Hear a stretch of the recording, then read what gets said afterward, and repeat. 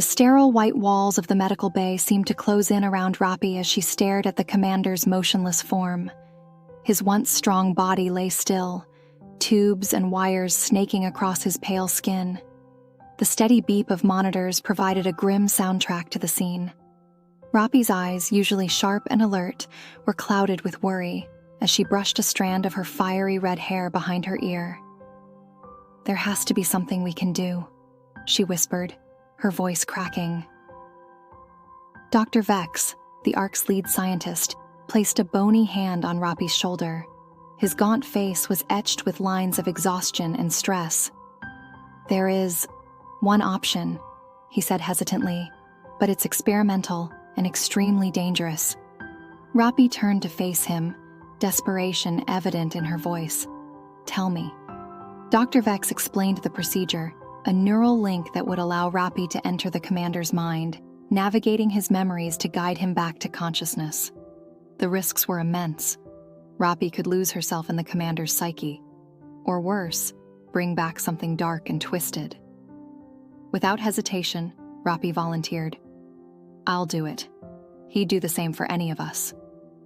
As the medical team prepped Rapi for the procedure, her mind raced. She thought of the commander's unwavering leadership, his strength in the face of the relentless rapture attacks. She couldn't let him slip away, not when humanity's survival hung by such a fragile thread. The cold metal of the neural interface pressed against Rapi's temples. Dr. Vex's voice faded as the sedative took hold. "Remember, Rapi, what you see may not be real. Don't lose yourself." Darkness enveloped her, then a blinding flash. Rapi found herself standing in a twisted landscape, the ruins of a city, buildings crumbling and streets cracked. The sky above was an angry red, pulsing like a fresh wound. "Commander," Rapi called out, her voice echoing unnaturally. A child's laughter drew her attention. She turned to see a young boy, no more than 7, running down the broken street. His features were eerily familiar, the same strong jaw and determined eyes as the commander. Rapi followed, her heart pounding. The boy led her to a dilapidated house. Inside, she witnessed a scene of domestic horror. A man, clearly the boy's father, raged drunkenly. His fists connected with the cowering form of a woman, the boy's mother. "Stop it!" the child version of the commander screamed. "Leave her alone!" The father turned, his eyes blazing with hate. "You want to be a hero, boy? Then take her place." Rapi watched in horror as the scene unfolded, unable to intervene. The boy's cries of pain mingled with his mother's sobs. Rapi felt bile rise in her throat, understanding now the source of the commander's drive to protect others. The scene shifted, melting away like wax. Rapi found herself in a sterile laboratory. Younger versions of Dr. Vex and other scientists hovered over operating tables. On those tables lay children, some no older than toddlers, writhing in agony as the scientists injected them with glowing blue serum. "The Nikke program is our only hope," Dr. Vex's voice echoed. "We must push forward, no matter the cost." Rapi's stomach churned as she realized the truth. The enhanced abilities of the Nikke soldiers came at a horrific price. How many had suffered and died in the name of humanity's survival? She pressed on, delving deeper into the commander's memories. Each revelation was more shocking than the last. The true origins of the raptures, bred in secret labs to be the perfect enemy. The systematic culling of undesirable genetic lines within the ARC's population. The deliberate sabotage of other survivor colonies to maintain the ARC's supremacy. Rapi's mind reeled. Everything she'd believed, everything she'd fought for, was built on a foundation of lies and atrocities. Finally, she found the commander, or rather, the fractured pieces of his psyche.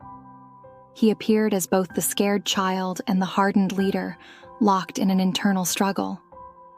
"Commander," Rapi called out, "it's time to wake up." The child looked at her with tear-filled eyes. "How can I? After everything I've done, everything I've allowed to happen." The adult version sneered. It was necessary, for the greater good. Rapi approached them both, her heart heavy. "The truth is complicated," she said softly, "but we need you. We can't face what's coming without you." She reached out her hands to both versions of the commander. "Come back with me. We'll face it together." After a moment of hesitation, both figures took her hands. There was a blinding flash, and Rapi gasped as she was yanked back to consciousness. She found herself back in the medical bay, her body drenched in sweat. The commander's eyes fluttered open, meeting hers with a mix of relief and shame. "You saw," he said hoarsely. It wasn't a question. Rapi nodded, her mind still reeling from the horrors she'd witnessed. "We need to talk." In the days that followed, Rapi and the commander engaged in long, painful conversations. They grappled with the weight of the truth and the impossible choices that lay before them. The Ark's leadership was corrupt to its core, built on suffering and lies. But dismantling it could lead to chaos and death on an unimaginable scale. Rapi found herself plagued by nightmares, visions of tortured children, and the agonized faces of those sacrificed for the greater good. The commander, too, was a changed man.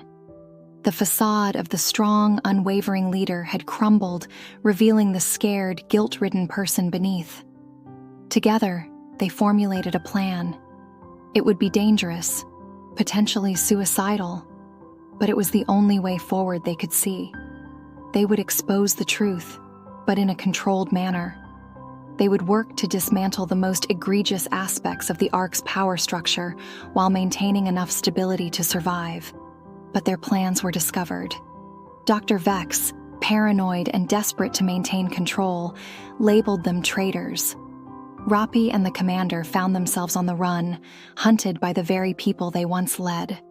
As they fled through the lower levels of the Ark, Rapi couldn't shake the feeling that they were being herded. Her suspicions were confirmed when they found themselves cornered in an old maintenance bay. Dr. Vex's voice crackled over the intercom, dripping with malice.